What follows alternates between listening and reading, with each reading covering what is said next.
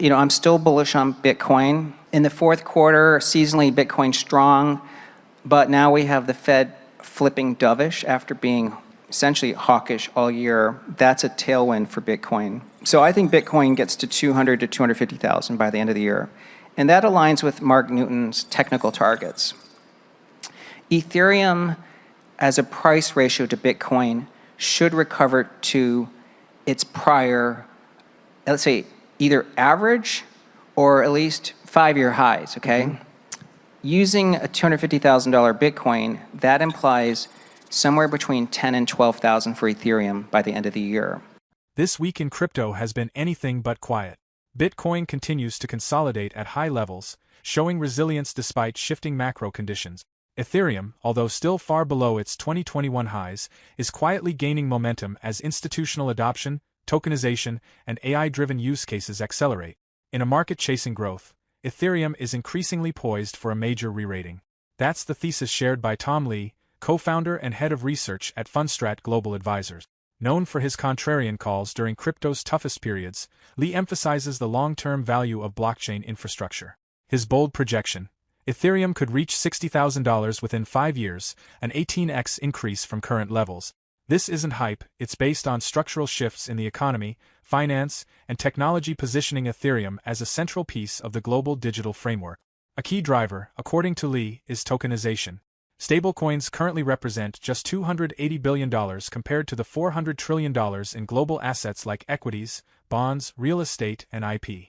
Even a fraction migrating on-chain could create exponential growth for the platform, capturing most of that value. As the most neutral, decentralized, and widely adopted smart contract platform, Ethereum is becoming the backbone of modern finance. In the discussion ahead, Lee breaks down why Ethereum's fundamentals are stronger than ever, how Wall Street is preparing to embrace it, and why a supercycle may already be underway. Still paying taxes on your crypto gains? What if you didn't have to? With ITrust Capital, you can buy and sell crypto inside a tax-advantaged IRA, giving you a smarter way to grow your portfolio without worrying about capital gains tax. That's why they're the #1 crypto IRA platform in America, with billions in tax-advantaged transactions. There are multiple ways to fund your account. You can make a contribution, transfer an existing IRA, or roll over an old 401k or employer plan.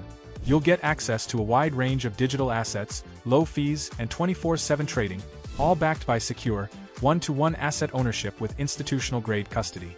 And if you have questions, ITrust Capital offers 100% US-based customer support with real people ready to help. Click the link, use code DOSE7, and get your $100 funding bonus today. Start building your crypto wealth, tax-advantaged, with ITrust Capital. In our view, Ethereum probably is a chain that had become underestimated. It made its all-time high 5 years ago. So when we started the treasury strategy, Ethereum was around 1,300 and its all-time high was around 4,800. But that was a case in our minds where Ethereum's fundamental story was much stronger because number one, it is the second largest blockchain. It's this largest smart contract platform.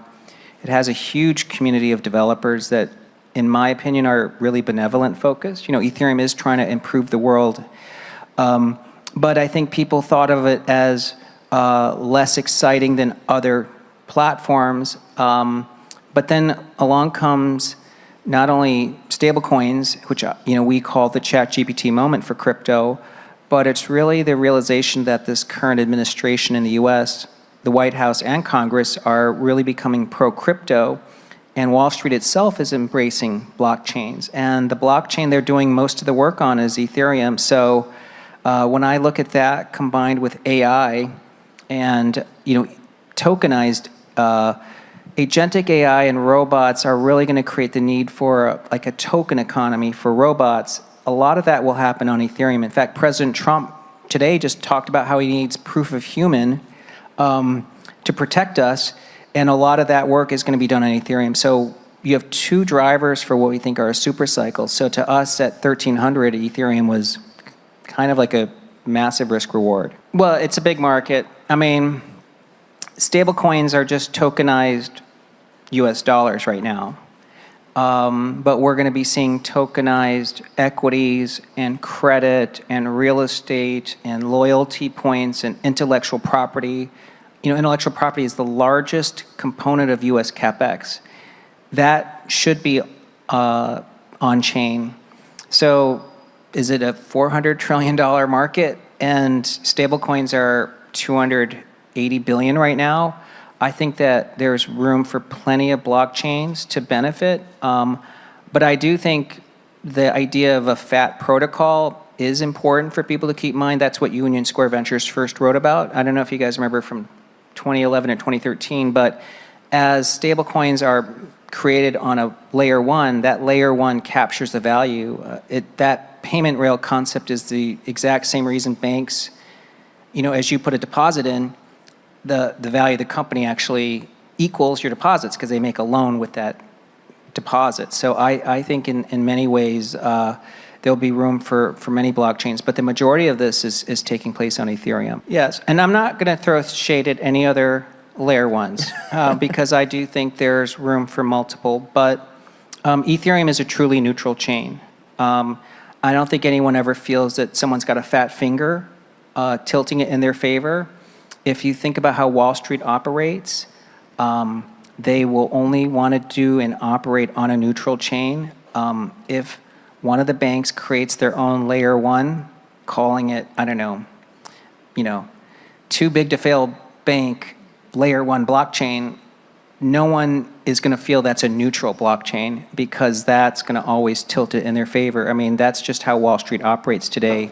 If a bank is the axe trading a bond, they have perfect information and they use that against anyone else that trades it. So I think it's important for Wall Street to find a public blockchain that's neutral, and today the biggest one is Ethereum. Yes, I think part of it is the digital asset treasury world bridges two worlds. One is crypto, because it invests and buys a token, and so you have to be able to speak the language of the crypto economy.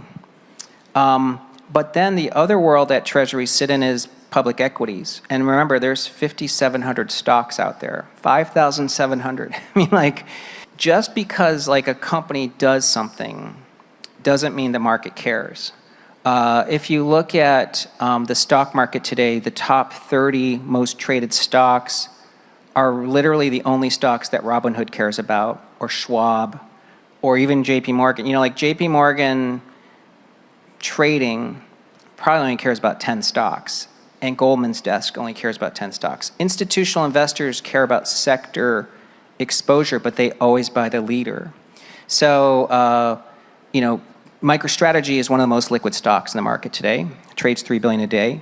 Fortunately, BitMine is one of the most liquid stocks today. It trades about $3 billion a day. It trades about as much every day as JP Morgan or Arista Networks or Google. We're really one of the most liquid names. And then I learned that in Korea, we're top 1, 2, or 3 in terms of trading volume. So I think that unless you're going to break into the top 30 as a stock, institutions may not pay attention because institutions want to have volatility, access to hedging through option chains, and BitMine's a top 10 chain. And so if you're not in that zip code. Lee begins by highlighting that Ethereum has been underestimated for years. Even though it last hit its all-time high in 2021, its developer ecosystem, community, and status as the leading smart contract platform have only grown stronger. He notes that Wall Street and major institutions are increasingly standardizing on Ethereum for tokenization projects, echoing how capital markets historically consolidated around a few trusted financial infrastructure providers. Lee sees this not as a short-term experiment, but as the start of a multi-trillion-dollar migration. This sets the stage for a larger idea: Ethereum as the new foundation for global finance. In Lee's view, Ethereum isn't competing with Bitcoin, it's operating in a different arena entirely. While Bitcoin positions itself as the world's digital reserve asset, Ethereum is building the infrastructure for tokenized dollars, equities, credit, and AI-driven digital economies. This distinction is crucial because it means institutions won't have to choose between Bitcoin and Ethereum, they'll need both. From here, Lee pivots to his vision of Ethereum as the new Wall Street, establishing the rails for the future of finance. So Michael Saylor is a very good friend of mine.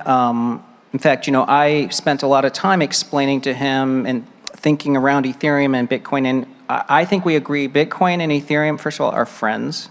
We don't compete. But that our strategy is very different. I'm not competing. Bitmine is not trying to get an institution to buy us over MicroStrategy. In fact, we think an institution that owns MicroStrategy also has to own Bitmine because we are different parts of the crypto economy. Ethereum, to me, is the new Wall Street. In 1971, the dollar went off the gold standard. Okay. Now, everyone thought in 1971 the play was gold. But actually, in 1971, the dollar became synthetic. It no longer was backed by anything. And that's when Wall Street stepped in and said, okay, we got to make sure that the euro, the German franc or whatever, German mark or the French franc doesn't become dominant. So Wall Street built products to make sure everyone used a synthetic dollar. Wall Street was the big play in 1971. In 2025, we're making everything synthetic. We're starting with tokenizing the dollar. And then, as you know, Wall Street's going to tokenize equities and everything I just listed. Massive opportunity. Ethereum is in a super cycle because of that. But Bitmine can play a role because it can become a payment rails. It could become almost a bank. It can help by owning the largest holder of Ethereum today. It's a kingmaker on the DeFi. We were doing moonshots. We invested $20 million into 8Co, which is investing in the WorldCoin, and that already, in just less than 10 days, has already returned more than 10 times our investment. So I think we are becoming a financial infrastructure company. I think that it's going to be important for other Ethereum treasuries to be differentiated. I do think there's room for more than one, but the market is also picking winners and losers. Bitmine trades $3 billion a day. MicroStrategy trades $3.4 billion a day. I think the two of us represent 95% of all trading volume in the DATs. So if you look at the hundreds of DATs, the two of us are 90% of the trading volume. That means institutions really only want to buy us. In terms of total market cap, we are basically a large cap stock now. So we're going to be part of a lot of these major indices when they rebalance, which means we'll have passive flows. That really helped MicroStrategy too. And that's actually what sustains valuation premiums because now you have someone who's buying every day. Since ETH is all about decentralization, if there does start to be diminishing returns, if someone controls too much of ETH, maybe, if it ever gets to that point, if you think that's one thing. I've actually spoken to some researchers about this. Like, what's too much concentration? 5% is where you get a power law benefit. Not that, it starts to break down.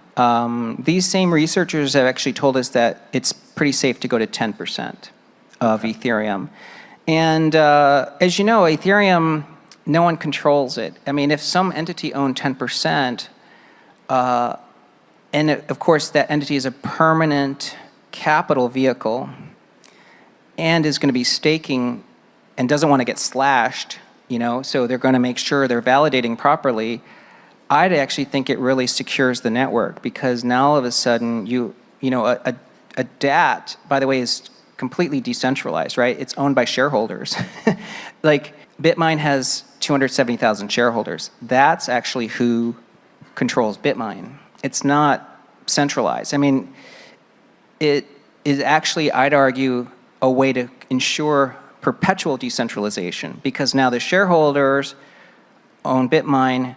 They control how the stock does, and if the stock's valuation gets weak, then the DAT loses its ability to, raise capital. So it's truly decentralized. But how do you see this all playing out? Where does ETH go, even at the end of the year? Well, a lot of it starts with our views on crypto, and I'm still bullish on Bitcoin. In the fourth quarter, seasonally, Bitcoin's strong, but now we have the Fed flipping dovish after being essentially hawkish all year. That's a tailwind for Bitcoin. So I think Bitcoin gets to 200 to 250,000 by the end of the year. And that aligns with Mark Newton's technical targets. Ethereum, as a price ratio to Bitcoin, should recover to its prior, let's say, either average or at least 5-year highs, okay? Using a $250,000 Bitcoin, that implies somewhere between 10 and 12,000 for Ethereum by the end of the year. But I do think Ethereum is going to exceed those prior highs, and that's why I think when we get to 12, 15,000, that's what you call, real price discovery, but I don't think that would be the ceiling for Ethereum. Lee paints a picture of a financial reset on par with 1971, when the U.S. left the gold standard and Wall Street engineered the synthetic dollar system that dominates today. In 2025, he argues, a similar transformation is underway, but this time, everything is being tokenized. Dollars, equities, intellectual property, and even AI-driven agents will live on-chain. Just as Wall Street thrived post-gold standard, Ethereum could emerge as the biggest winner in the tokenized economy. Lee remains bullish not just on short-term moves, projecting Ethereum back to the $10,000, $12,000 range by year-end as Bitcoin heads toward $250,000, but also on its long-term trajectory. His intermediate target is aggressive. Ethereum reaching Bitcoin's current network value, implying prices around $60,000.